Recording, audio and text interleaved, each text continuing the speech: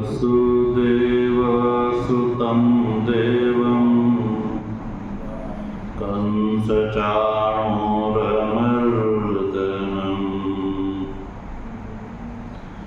देवकी परमानन्दं कृष्णं वन्दे जगद्गुरु। मूकं करोति वाचालं पङ्गुं लङ्घयते गिरिं यत्कृपातमहं वन्दे परमानन्दमाधवम्। शङ्करं शङ्कराचार्यं केशवं बादरायणं सूत्रभाष्य कृतौ वन्दे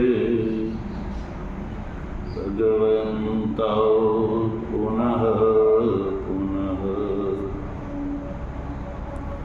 ईश्वरो गुरुरात्मेति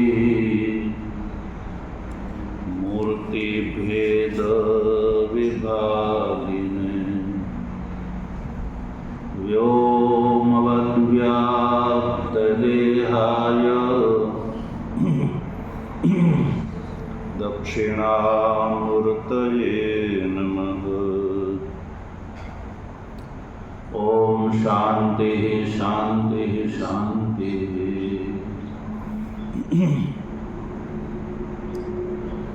तत्व जिज्ञासु सज्जनों, भगवत प्रेरणाथी श्रीमद् भगवद गीताना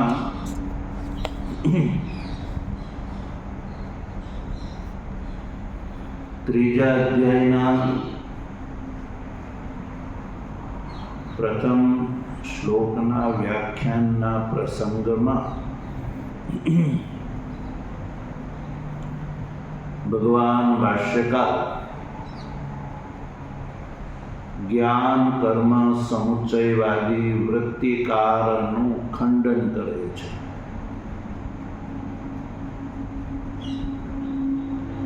ज्ञान कर्म समुच्चयवादी वृत्तिकार जे गीताનું તાત્પર્ય બતાવે છે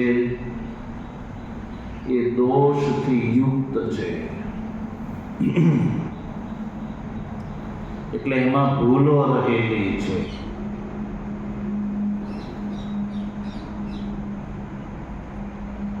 આ અર્જુનના પ્રશ્નના સંદર્ભમાં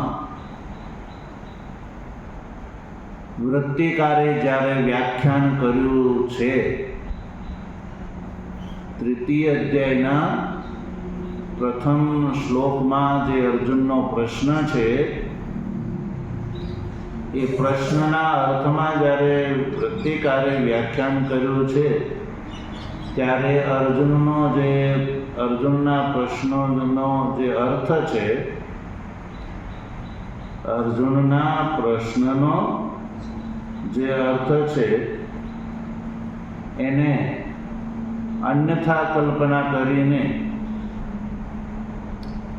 ભગવાનનું જે પ્રતિવચન છે એને પણ પ્રશ્નને પ્રતિકૂળ વર્ણન કર્યું છે.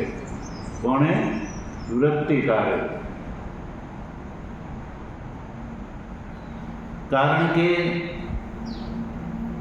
વૃત્તિકારે સંબંધ ગ્રંથમાં ગીતાનો અર્થ જે નિરૂપણ કર્યો છે એનાથી અહીંયા પ્રતિકૂળ અર્થ કરી રહ્યા છે વૃત્તિકાર. અર્જુનના પ્રશ્નમાં અને ભગવાનના ઉત્તરમાં પ્રતિકૂળ નિરૂપણ કરે છે. કારણ કે સંબંધ ગ્રંથમાં વૃત્તિકારે ગીતાનો અર્થ એવો સ્વીકાર્યો છે કે ચાહે ગ્રહસ્થી હોય કે સંન્યાસી હોય, જ્ઞાન અને કર્મના સમુચ્ચયથી મોક્ષ થાય છે, એ આ ગીતા શાસ્ત્રનો અર્થ છે એવું વૃત્તિકારે સંબંધ ગ્રંથમાં નિરૂપણ કરેલું છે. અને પાછું એને વિશેષિત પણ કર્યું છે. યાવત જીવમ અગ્નિહોત્રમ જુહ્યાત એ શ્રુતિને ટાંકીને એવું પણ વધારે દ્રઢ કર્યું છે કે શ્રુતિ જ્યારે સર્વને માટે યાવત જીવન કર્મનું અનુષ્ઠાન કરવાની આજ્ઞા આપે છે, ત્યારે એ કર્મનો પરિત્યાગ કરીને કેવલ જ્ઞાનથી મોક્ષ થાય છે. એ જે છે વૃત્તિકારે સર્વથા એનો પ્રતિષેધ કર્યો છે. એકાંતેનૈવ પ્રતિષિદ્ધમ. એટલે વૃત્તિકાર એ માનતા જ નથી કે કર્મના પરિત્યાગ કેવલ જ્ઞાનથી મોક્ષ થાય છે. એ કોઈ પણ પક્ષે એને સ્વીકાર્યું જ નથી. કર્મ સમુચ્ચિત જ્ઞાનથી મોક્ષ થાય છે એવું વૃત્તિકારે સંબંધ ગ્રંથમાં નિરૂપણ કર્યું છે. અને પાછું જ્યારે અહીંયા આ 3જા અધ્યાયના પ્રારંભમાં અર્જુનના પ્રશ્નનું વ્યાખ્યાન કરવાની વાત આવી, ત્યારે વૃત્તિકારે આશ્રમમાં વિકલ્પ ઊભા કર્યા. આશ્રમથી અભિપ્રાય છે ગ્રહસ્થ આશ્રમ અને સંન્યાસ આશ્રમ. પ્રારંભમાં સર્વાશ્રમીને માટે જ્ઞાન કર્મ સમુચ્ચિત જ્ઞાનથી મોક્ષ માન્યો. પ્રારંભમાં ગીતાનો સામસ્યનો અભિપ્રાય બતાવતી વખતે સર્વાશ્રમીને માટે એણે નક્કી કર્યું કે કર્મ સમુચ્ચિત જ્ઞાનથી મોક્ષ થાય છે. હવે અર્જુનનો પ્રશ્ન જે છે એ એના સિદ્ધાંતથી વિરુદ્ધ થઈ પડ્યો, ત્યારે અહીંયા પાછું ફેરવી તોડ્યું. શું કર્યું? ફેરવી તોડ્યું. શું કીધું ફેરવીને? આશ્રમનો વિકલ્પ કરીને.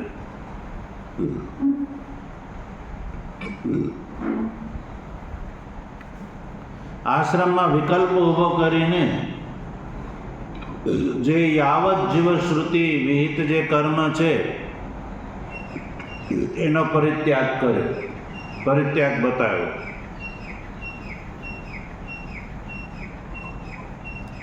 કે જે ગ્રહસ્થી છે સજ્જનો, એનો મોક્ષ કર્મ સમુચ્ચિત જ્ઞાનથી થશે અને સંન્યાસીનો મોક્ષ કેવલ જ્ઞાનથી થશે. આવો વિકલ્પ અહીંયા આવીને એણે સ્વીકાર્યો. પહેલાં એવું કીધું કે બધા આશ્રમીએ જ્ઞાન કર્મ સમુચ્ચિત જ્ઞાનથી જ મોક્ષ થશે, અને અહીંયા આવીને પાછો એવું નક્કી કર્યું એણે કે ગ્રહસ્થ આશ્રમીએ કર્મ સમુચ્ચિત જ્ઞાનનું અનુષ્ઠાન કરવાનું અને સંન્યાસીએ કેવલ જ્ઞાનનું. તો સજ્જનો, આ જે વૃત્તિકારનો જે કથન છે એ વિરુદ્ધ છે. ભગવાન અર્જુનને આવું વિરુદ્ધ થોડું કહે. વૃત્તિકાર ભગવાનનો આવો અભિપ્રાય બતાવે છે તો ઈદૃશમ વિરુદ્ધમ અર્થમ અર્જુનાય ભગવાન કથમ બ્રુયાત. એવું ભગવાન વિરુદ્ધ વચન કે નહીં કે અર્જુન સંન્યાસીને માટે જ્ઞાનથી મોક્ષ અને તું ગ્રહસ્થી છો એટલે તારે યુદ્ધરૂપી કર્મ સમુચ્ચિત જ્ઞાનથી તારો મોક્ષ થશે, એવું ભગવાનનું વચન નક્કી થાય यदि વૃત્તિકારના મત પ્રમાણે, તો એ બંને એ યોગ્ય ન કહેવાય. આ વૃત્તિકારનો આવો જે પ્રશ્નનો અર્થ છે એ યોગ્ય ન કહેવાય. અને શ્રોતા જે છે અર્જુન એ વિરુદ્ધ અર્થ પણ અવધારિત કેવી રીતે કરે? ચાલો ભગવાને આવું ન કહ્યું હોય અને અર્જુન આવું સમજી બેસે એવું સંભવ છે, તો એ પણ સંભવ નથી. શ્રોતા જે છે એ પણ વિરુદ્ધમ અર્થમ કથમ અવધારેત, વિરુદ્ધ અર્થ કેવી રીતે સ્વીકાર કરે? નહીં કરે. એટલે વૃત્તિકારનું કથન પૂર્વાપરનો વિચાર કરતા વિરુદ્ધ છે, દોષથી યુક્ત છે સજ્જન. તો વૃત્તિકાર જે છે એ પોતાના કથનમાં આવેલો જે વિરોધ છે એ વૃત્તિકાર વિરોધનો પરિહાર કરી દે છે અને પોતાના પક્ષનું ફરીને સ્થાપન કરવાનો પ્રયત્ન કરે છે કે ગ્રહસ્થાનામ એવ શ્રોત કર્મ પરિત્યાજ્ય કેવલા દેવ જ્ઞાનાત મોક્ષ પ્રતિસિદ્ધ્યતે. કહે છે ગ્રહસ્થીએ તો શ્રોત કર્મનો પરિત્યાગ કર્યા વગર શ્રોત કર્મ સહિત જ્ઞાનથી મોક્ષ થાય છે. ગ્રહસ્થે શ્રોત કર્મનો પરિત્યાગ કરવાનો નથી. ગ્રહસ્થાનામ એવ પ્રતિષિધ્યતે ન તો આશ્રમાંતરાણામ. શ્રોત કર્મના પરિત્યાગથી કેવલ જ્ઞાનથી મોક્ષનો જે પ્રતિષેધ છે એ કેવલ ગ્રહસ્થી માટે છે. એટલે કે ગ્રહસ્થીએ તો શ્રોત કર્મ સહિત શ્રોત કર્મ સમુચ્ચિત જ્ઞાનથી મોક્ષ થાય છે એવું માનવાનું, અને સંન્યાસીએ કેવલ જ્ઞાનથી. એવો અર્થ જે છે એ વૃત્તિકાર અહીંયા બતાવી અને ભગવાનના વચનને પોતાના પક્ષને અનુરૂપ જે છે એ ઢાળવાનો પ્રયત્ન કરે છે. તો ભાષ્યકાર કહે કે વૃત્તિકાર આવી વ્યવસ્થા ગોઠવે તો એ તદપી પૂર્વોત્તર વિરુદ્ધમેવ. આ વાત પણ વિરુદ્ધ જ છે. વૃત્તિકારનું આ કહેવું એ પણ યોગ્ય નથી કે ગ્રહસ્થીએ તો કર્મ સમુચ્ચિત જ્ઞાનથી મોક્ષ થાય છે, સંન્યાસીને કેવલ જ્ઞાનથી મોક્ષ થાય છે. આવી વ્યવસ્થા છે વૃત્તિકાર કહે છે એ પણ યોગ્ય નથી. કેમ કે તમે તો પ્રારંભમાં, એટલે કે વૃત્તિકારને એવું કહેવામાં આવ્યું કે એ વૃત્તિકાર તમે તો પ્રારંભમાં સર્વાશ્રમીને માટે જ્ઞાન કર્મના સમુચ્ચયથી મોક્ષ થાય છે એવો ગીતાનો અર્થનું નિરૂપણ કર્યું હતું, અને અહીંયા આવીને સંન્યાસીના માટે કેવલ જ્ઞાનથી મોક્ષ, ગ્રહસ્થીને માટે કર્મ સમુચ્ચિત જ્ઞાનથી મોક્ષ, આવું કહેવું એ તો યોગ્ય નથી. એ તમારું કથન છે એ વિરુદ્ધ છે. તો અહીંયા સુધીની વાત આપણે ગઈકાલે કરી હતી. પુનઃ જોડાણ માટે આપણે આ વાતને ઉપસ્થિત કરી. હવે જ્ઞાન કર્મ સમુચ્ચયવાદી વૃત્તિકાર જે છે એ સજ્જનો એ પોતાનો પક્ષ જે છે એનો પરિવાર ઉદ્ધાર કરવાનો પ્રયત્ન કરે. જો અથમતમ ત્યાંથી બરોબર, અથમતમ શ્રોત કર્મ અપેક્ષયા એતદ વચનમ કેવલાદેવ જ્ઞાનાત શ્રોત કર્મ રહિતાત ગ્રહસ્થાનાં મોક્ષ પ્રતિષિધ્યતે ઇતિ. તત્ર ગ્રહસ્થાનાં વિદ્યમાનપી સ્માર્તમ કર્મ અવિદ્યમાનવદ ઉપેક્ષ્ય જ્ઞાનાદેવ કેવલાદિતિ ઉચ્યતે ઇતિ. તો વિરોધનો પરિહાર કરવા માટે વૃત્તિકાર શું કહે છે કે ભાઈ અમારું આ જે વચન છે એ શ્રોત કર્મની અપેક્ષા છે. શ્રોત કર્મ અપેક્ષા એતદ વચનમ. શ્રોત કર્મની અપેક્ષા એટલે કે એ વૃત્તિકાર કહે છે કે જો જે ગ્રહસ્થી હોય ને એને શ્રોત કર્મ સમુચ્ચિત જ્ઞાનથી મોક્ષ થાય છે એવું અમે કહીએ છીએ. વૃત્તિકાર વ્યવસ્થા શું બનાવે છે કે ગ્રહસ્થીએ શ્રોત કર્મ સમુચ્ચિત જ્ઞાનથી મોક્ષ થાય છે એવું અમે કહીએ છીએ, અને જે સંન્યાસી છે એને સ્માર્ત કર્મ સમુચ્ચિત જ્ઞાનથી મોક્ષ થાય છે એવું અમારું કથન છે. શ્રોત કર્મ અપેક્ષા એતદ્વચનમ.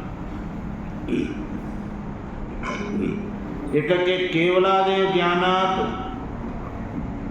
શ્રોત કર્મ રહિતાદ કેવલાદ જ્ઞાનાત ગ્રહસ્થાના મોક્ષ પ્રતિષિધ્યતે. ગ્રહસ્થી ચાહે કે શ્રોત કર્મ રહિત જ્ઞાનથી અમે મુક્ત થઈ જઈએ, ગ્રહસ્થ એવું ચાહે કે શ્રોત કર્મથી રહિત કેવલ જ્ઞાનથી અમારો મોક્ષ થઈ જાય, તો વૃત્તિકાર કહે છે કે નહીં. ગ્રહસ્થીનો મોક્ષ જે છે એ શ્રોત કર્મથી રહિત કેવલ જ્ઞાનથી મોક્ષ નહીં, પણ શ્રોત કર્મ સહિત જ્ઞાનથી મોક્ષ થાય છે. ગ્રહસ્થીનો મોક્ષ શ્રોત કર્મ સમુચ્ચિત જ્ઞાનથી થાય છે. અમે શ્રોત કર્મ રહિત જ્ઞાનથી ગ્રહસ્થીના મોક્ષનો પ્રતિષેધ કરીએ છીએ, એટલે કે શ્રોત કર્મ સહિત જ્ઞાનથી મોક્ષ થાય છે. શ્રોત કર્મ રહિત જ્ઞાનથી મોક્ષ નથી થતો.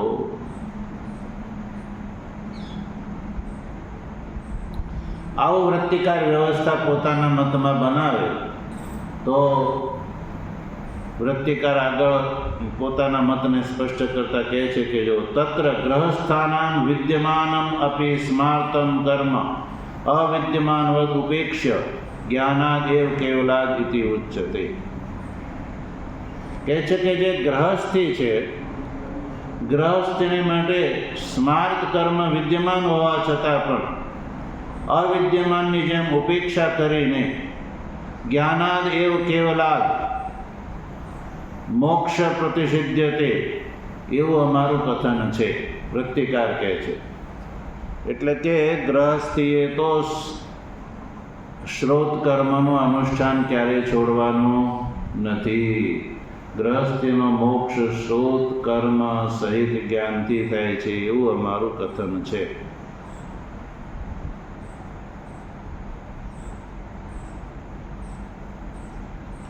તો ભાષ્યકાર વૃત્તિકારનો જે મત છે સજ્જનો, એનું ખંડન કરતા કહે છે કે એતદ અપી વિરુદ્ધમ.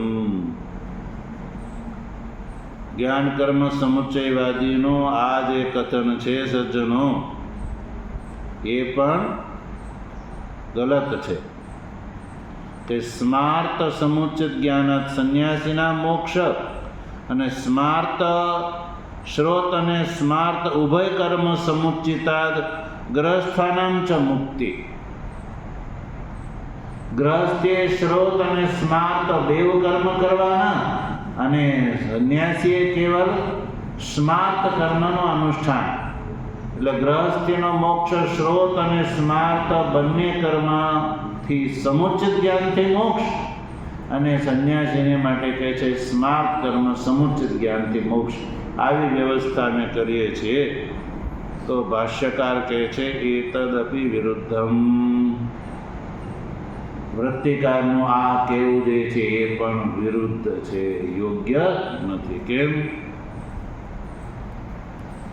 ભાષ્યકાર આ કથનમાં પણ દોષ બતાવે. કથન કેવી રીતે?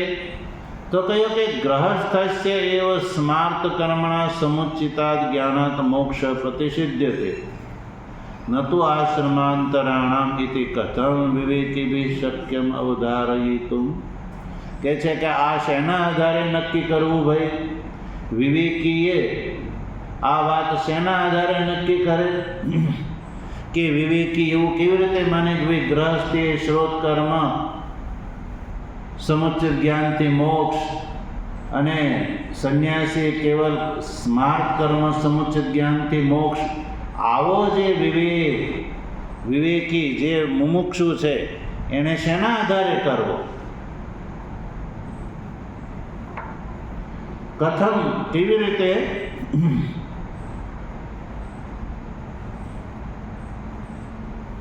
કે ગ્રહસ્થસ્ય એવ સ્માર્ત કર્મણા સમુચ્ચિતા જ્ઞાનાત મોક્ષ પ્રતિષિધ્યતે.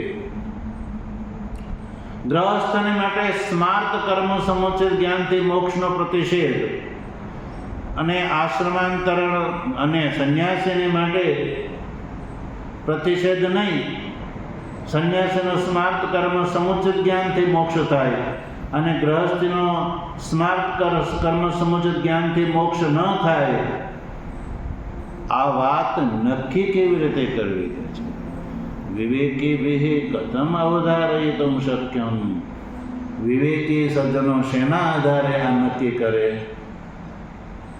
કે ભાઈ હું સંન્યાસી છું તો મારે સ્માર્ત કર્મ સમુચિત જ્ઞાનથી મારો મોક્ષ થશે, અને ગ્રહસ્થી એમ સમજે કે મારો તો સ્રોત અને સ્માર્ત બંને કર્મના સમુચયથી મારો મોક્ષ થશે. એવું આ ગ્રહસ્થી અને સંન્યાસી આ જે વિવેક છે એ શેના આધારે નક્કી કરી શકે? કોઈ આધાર નથી. એટલે વૃત્તિકારનું આ કથન ભાષ્યકાર કહે છે કે એ યોગ્ય નથી, દૂષિત છે. બીજો દોષ ભાષ્યકાર આગળ બતાવે જો, કિંચ યદિ મોક્ષ સાધનત્વેન સ્માર્તાની કર્માણી ઉર્ધ્વરેતસામ સમુચ્ચિયન્તે તથા ગ્રહસ્થસ્યાપી ઇષ્યતામ સ્માર્તે એવ સમુચયો ન શ્રૌતે.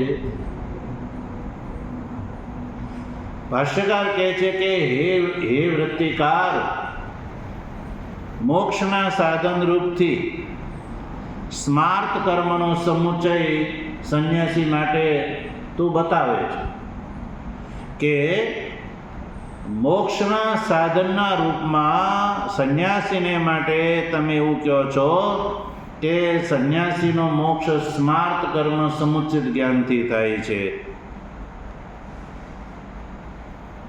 સ્માર્ત કર્મ સમુચિત જ્ઞાનથી સંન્યાસીનો મોક્ષ થઈ જાય છે એવું તમે કહો છો. તો તથા ગ્રહસ્થસ્ય અપી ઇષ્યતામ, તો પછી ગ્રહસ્થને પણ માની લો ને એમ કે ગ્રહસ્થીનો મોક્ષ જે છે એ પણ સ્માર્ત કર્મના સમુચ્ચયથી થાય છે એવું માની લો ને. ન શ્રોતે, તો એને પણ શ્રોત કર્મની સાથે સમુચ્ચય કરાવવાની શું આવશ્યકતા છે? ગ્રહસ્થીનો એવો બીજો શું દોષ વિચારવાનો કે ગ્રહસ્થીએ તો શ્રોત અને સ્માર્ત બંને કર્મ કરવાના અને સંન્યાસીએ કેવલ સ્માર્ત જ કર્મ કરવાના, એવો શા માટે?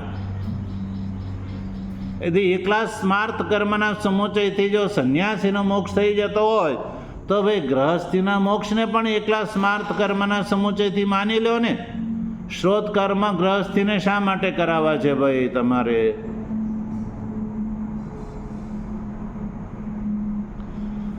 અથ શ્રોતે સ્માર્તે ચ ગ્રહસ્થસ્ય એવ સમુચ્ચયો મોક્ષાય. અને કદાચ તમે એમ કહો કે નહીં, ગ્રહસ્થીનો તો મોક્ષ શ્રોત અને સ્માર્ત બંને પ્રકારના કર્મ સમુચિત જ્ઞાનથી મોક્ષ થાય છે, તો પછી ઉર્ધ્વરેત સામ તો સ્માર્ત કર્મ માત્ર સમુચિતાત જ્ઞાનાત મોક્ષ ઇતિ, એ કેવી રીતે નક્કી થાય? અથ શ્રોતે સ્માર્તેશ્ચ ગ્રહસ્થસ્ય એવ સમુચ્ચયો મોક્ષાય ઉર્ધ્વરેતસામ તુ સ્માર્ત કર્મ માત્ર સમુચ્ચિતાત જ્ઞાનાત મોક્ષ ઇતિ. આવું કથન જે છે એ વૃત્તિકારનું થયું, તો એ તો યોગ્ય ન કહેવાય ભાઈ.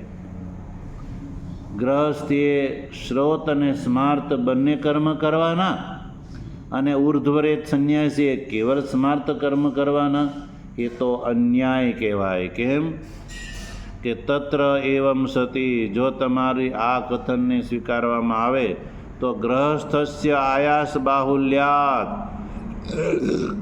શ્રોતમ સ્માર્તમ ચ બહુ દુઃખરૂપમ કર્મ શિરસી આરોપિતમ સ્યાત. જો વૃત્તિકારની આ વાતને માનવામાં આવે તો ઘાટ કેવો થાય કે ગ્રહસ્થીને તો વધારે પરિશ્રમ કરવો પડે. શ્રોત કર્મ અને સ્માર્ત કર્મ બેવનું અનુષ્ઠાન એટલે ગ્રહસ્થસ્ય આયાસ બાહુલ્યાત. શ્રોત કર્મ અને સ્માર્ત કર્મ આ બે માટે આયાસ વધી જશે, અને ગ્રહસ્થીને માટે આયાસ વધી જશે, કારણ કે ગ્રહસ્થે શ્રોત કર્મ કરવાના અને સ્માર્ત કર્મ કરવાના, તો એ આયાસ વધી જાય છે ભાઈ એને માટે. તો એ તો બહુ દુઃખરૂપમ કર્મ થાય, એને માટે એ ભારરૂપ થઈ જાય ભાઈ. તો એને માટે તો એના માથા ઉપર વધારે ભાર મૂક્યો ગણાય. એવું એ કહેવું યોગ્ય નથી આ વૃત્તિકારનું ભાઈ.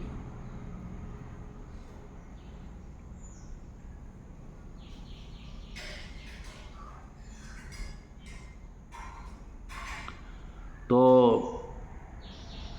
વૃત્તિકાર એમ કે તો ભાઈ સાધન વધારે હોય તો ફળ પણ વધારે મળે ને ભાઈ. કે જે વધારે પરિશ્રમ કરે વધારે કમાય એવું આપણે લોકમાં નથી માનતા. વધારે રાત દિવસ પરિશ્રમ કરે તો એ વધારે ફળ મળે, ઓછું કરે તો ઓછું. એમ અહીંયા ગ્રહસ્થી શ્રોત અને સ્માર્ત બંને કર્મ સમુચિત જ્ઞાનથી મોક્ષ થશે તો એને વધારે ફળ મળશે. ઉર્ધ્વરેત આશ્રમે કેવળ સ્માર્ત કર્મ એને ઓછું ફળ મળશે. એ ન્યાય અહીંયા માની લઈએ. જો એ વૃત્તિકારનું વચન ભાષ્યકાર ઉદ્ધૃત કરે છે આ કથન. અથ ગ્રહસ્થસ્ય એવ આયાસ બાહુલ્ય કરણાત મોક્ષ સ્યાદ ન આશ્રમાંતરાણામ. યદિ વૃત્તિકાર એમ કે ભાઈ ગ્રહસ્થી જે છે એ વધારે પ્રયત્ન કરશે, શ્રોત કર્મનું અનુષ્ઠાન કરશે અને સ્માર્ત કર્મનું પણ ગ્રહસ્થી અનુષ્ઠાન કરશે તો આયાસની બહુલતાના કારણે ગ્રહસ્થીનો મોક્ષ જલ્દી થશે. ન આશ્રમાંતરાણમ, અને આશ્રમાંતર એટલે કે સંન્યાસીનો મોક્ષ જે છે એ જલ્દી નહીં થાય. શ્રોત નિત્યકર્મ રહિતત્વાત, કારણ કે આશ્રમ જે ઉર્ધ્વરેત જે આશ્રમધારી સંન્યાસી છે એને શ્રોત એટલે શ્રુતિ પ્રતિપાદિત નિત્ય કર્મનું અનુષ્ઠાન નહીં કરવાને કારણે તો ગ્રહસ્થીનો વધારે આયાસને કારણે મોક્ષ થશે. ન આશ્રમાંતરાણમ ક્લેશ બાહુલ્ય ઉપેતમ શ્રોતમ સ્માર્તમ ચ બહુકર્મ તસ્ય અનુષ્ઠાન ગ્રહસ્થસ્ય મોક્ષ સ્યાદ એવ. અને આશ્રમ અન્ય આશ્રમી માટે તેષામ નાસ્તિ મુક્તિ ઇત્યત્ર યાવત જીવાદિ શ્રુતિ વિહિતાન અવશ્ય અનુષ્ઠે કર્મ રાહિત્યમ હેતુ સૂચયતિ. એટલે ગ્રહસ્થી શ્રોત અને સ્માર્ત બંને કર્મનું અનુષ્ઠાન કરી અને સમુચ્ચિત જ્ઞાનથી મોક્ષ થશે. અન્ય આશ્રમધારી સંન્યાસી છે ઉર્ધ્વરેત જે છે એનો મોક્ષ નહીં થાય, કારણ કે એ કેવલ સ્માર્ત કર્મનું જ અનુષ્ઠાન કરે છે, શ્રોત કર્મનો એણે ત્યાગ કરી દીધો છે. કારણ કે શ્રોત નિત્ય કર્મ રહિત હોવાથી. એટલે સંન્યાસીએ પણ શ્રોત કર્મનું અનુષ્ઠાન કરવું જોઈએ. એટલે બધા આશ્રમીએ શ્રોત અને સ્માર્ત કર્મ સમુચિત જ્ઞાનથી મોક્ષ થાય છે એ વાત સ્વીકાર કરીને ઉર્ધ્વરેત જે છે નૈષ્ઠિક બ્રહ્મચારી અને સંન્યાસીએ પણ શ્રોત કર્મ અને સ્માર્ત કર્મ બંને કરવા જોઈએ એવો વૃત્તિકારનું કથન છે. ભાષ્યકાર કહે છે એ તો બહુ ખોટું કહેવાય. તદપી અસત, એ જે કહેવું જે તમારું છે એ પણ બિલકુલ અનુચિત છે ભાઈ. કેમ કે એનો ઉત્તર આપે. જો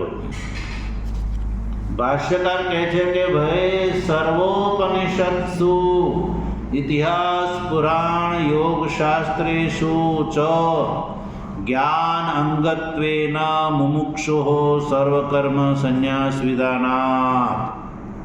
જો ભાઈ મુમુક્ષુને માટે સર્વકર્મ સંન્યાસનું જે વિધાન છે, મુમુક્ષુને માટે સર્વકર્મના સંન્યાસનું જે વિધાન છે એ જ્ઞાનના અંગના રૂપથી છે. કેવું છે? જ્ઞાનના અંગના રૂપથી વિધાન કરેલું છે સર્વકર્મના સંન્યાસનું મુમુક્ષુને માટે. જો તમે એમ કહેશો કે જેમ ગ્રહસ્થી શ્રોત અને સ્માર્ત આ આયાસ બહુલ કર્મ સહિત એનો મોક્ષ થાય, તો સંન્યાસીએ પણ શ્રોત અને સ્માર્ત કર્મનું અનુષ્ઠાન કરીને મોક્ષ મેળવવો જોઈએ. શ્રોત કર્મનો ત્યાગ કરવો ન જોઈએ, એવું વૃત્તિકાર માને છે. તો ભાષ્યકાર કહે છે કે આ વાત તમારી શાસ્ત્ર વિરુદ્ધ પડશે. કેમ કે શાસ્ત્રમાં મુમુક્ષુને માટે સર્વ કર્મના સંન્યાસનું વિધાન જે છે એનું શું થશે? શાસ્ત્રમાં મુમુક્ષુને માટે સર્વ કર્મના સંન્યાસનું વિધાન છે, તો એનું શું થશે ભાઈ? તમારે એનો શું વિચાર કરશો? એનું સમાધાન એ વૃત્તિકાર તમારે કરવું પડશે. તો વૃત્તિકાર એમ કે ક્યાં આવું બતાવેલું છે? મુમુક્ષુને માટે સર્વ કર્મના સંન્યાસનું વિધાન, મોક્ષ માટે જ્ઞાનના અંગરૂપથી સર્વ કર્મનો સંન્યાસનું વિધાન કર્યું છે. ક્યાં? તો કહ્યું સર્વ ઉપનિષદ, બધા ઉપનિષદોની અંદર. અને ઇતિહાસ, પુરાણ, યોગશાસ્ત્ર, આ બધા શાસ્ત્રોમાં મુમુક્ષુને માટે સર્વ કર્મના સંન્યાસનું વિધાન જ્ઞાનના અંગની રૂપથી કરેલું છે. તો એનું જે છે એ શું થશે? એ તો તમારા મતને વિરુદ્ધ પડશે. આશ્રમ વિકલ્પ સમુચય વિધાનાચ શ્રુતિ સ્મૃત્યો. આશ્રમ વિકલ્પ સમુચય વિધાનાચ શ્રુતિ સ્મૃત્યો. જો પૂર્વ પક્ષીએ જે કહ્યું હતું ને કે આશ્રમ કર્મનો વિકલ્પનો આશ્રમ વિકલ્પ સમુચય વિધાનાત શ્રુતિ સ્મૃત્યો. પૂર્વ પક્ષીના કથનાનુસાર આશ્રમમાં વિકલ્પ સમજીને ગ્રહસ્થીએ શ્રોત અને સ્મર્ત બંને કર્મ કરીએ સમુચય પૂર્વ જ્ઞાનથી મોક્ષ થાય છે, અને ઉર્ધ્વરેત સંન્યાસીને કેવલ સ્મૃતિ કર્મના સમુચયના વિધાનથી મોક્ષ થાય છે, એવું જો માનવામાં આવે છે સજ્જનો, તો પછી આ ઇતિહાસ, પુરાણ, ઉપનિષદ, યોગશાસ્ત્રની અંદર સર્વ કર્મના સંન્યાસનું જે વિધાન છે મુમુક્ષુને માટે જ્ઞાનના અંદરથી રૂપથી, તો એ વૃત્તિકારના મતમાં આ કથન વિરુદ્ધ થશે.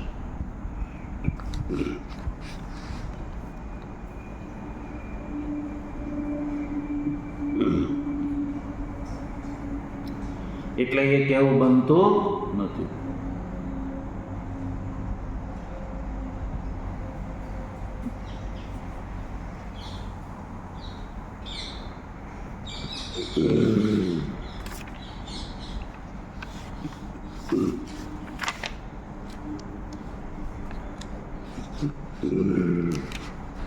તો વૃત્તિકાર કહે છે તો પછી તો એ વાત સિદ્ધ થઈ ગઈ.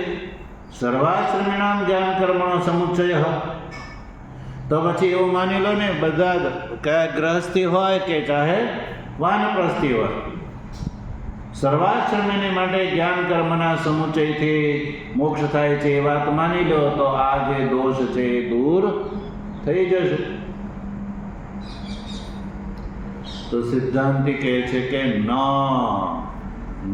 એ સર્વાશ્રમીને માટે જ્ઞાન કર્મના સમુચયથી મોક્ષ થાય છે એ માનવા યોગ્ય નથી. કેમ? મુમુક્ષોઃ સર્વકર્મ સંન્યાસ વિધાનાત. એ શાસ્ત્રમાં મુમુક્ષુને માટે સર્વકર્મના સંન્યાસનું વિધાન છે. જો વૃત્તિકારના કથન અનુસાર બધા આશ્રમધારીને માટે જ્ઞાન કર્મના સમુચયથી મોક્ષ થાય છે એવું માનવામાં આવે, તો મુમુક્ષુને માટે જે સર્વકર્મના સંન્યાસનું વિધાન છે સજ્જનો, એ નિરર્થક થઈ પડે, નિરવકાશ થઈ જાય. તો કે ક્યાં આવું વિધાન કર્યું છે? મુમુક્ષુને માટે સર્વકર્મના સંન્યાસનું વિધાન ક્યાં છે? તો ભાષ્યકાર જો કહે છે, વ્યુત્થાય અથ ભિક્ષાચર્યમ ચરંતી. तस्मान्न्यासम् येषां तपसामतिरिक्तम् आहुः न्यास एव अतिरेचयत् इति न कर्मणा न प्रजया धनेन त्यागेनैके अमृतत्वमानशुः इति च ब्रह्मचर्यादेव प्रव्रजेत इत्याद्या श्रुतयः। આ શ્રુતિઓ અનેક શ્રુતિઓ અહીંયા પ્રમાણ રૂપથી ઉપસ્થિત કરી.